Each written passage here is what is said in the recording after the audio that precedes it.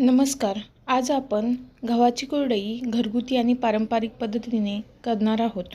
उन्हाळ्यात असे वाळवणीचे पदार्थ केले की ते आपल्याला पावसाळा आणि हिवाळा या दोन्ही ऋतूंमध्ये खायला खूप छान वाटतात.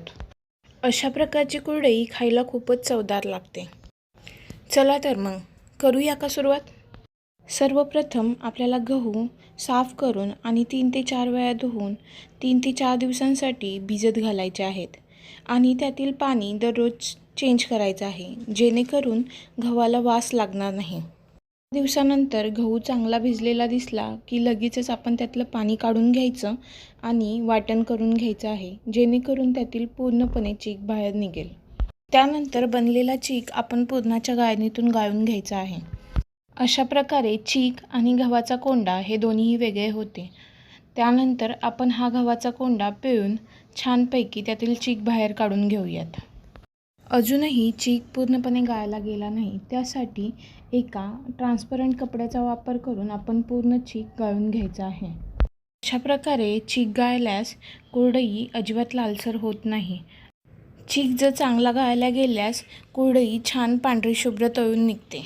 आता चीक गाळून झालेला आहे. आता आपण तो 12 तासांसाठी ठेवूयात. चीक छान तळाशी गेलेला दिसत आहे. एका पातेल्यात 1 पळी तेल आणि 1 तांब्या पाणी टाकून गरम करायला ठेवूयात. पातेल्यात तेल टाकल्याने चीक खाली तळाला लागून राहत नाही.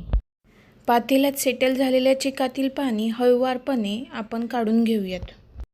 हा बघा, अशा प्रकारे चीक खाली तळाशी लागलेला असतो. तो आपल्याला मिक्स करून घ्यायचा आहे. गरम झालेल्या पाण्यातील थोडेसे पाणी काढून घेऊया. त्यानंतर त्यात मीठ टाकूया. पाण्यात हळूहळू चीक टाकून ढवळून घेऊया. कंटिन्यू मिक्स केल्यामुळे चिकामध्ये कोणत्याही प्रकारच्या गाठी तयार होत नाहीत आणि चीक छान तयार होतो. हळूहळू चीक घट्टसर व्हायला सुरुवात होते.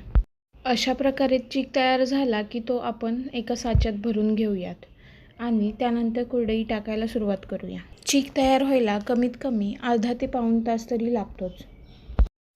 अशा प्रकारे साचा फिरवत फिरवत आपल्याला कुरडई घालून घ्यायची आहे. हे बघा. आता ही दुसरी कुरडई.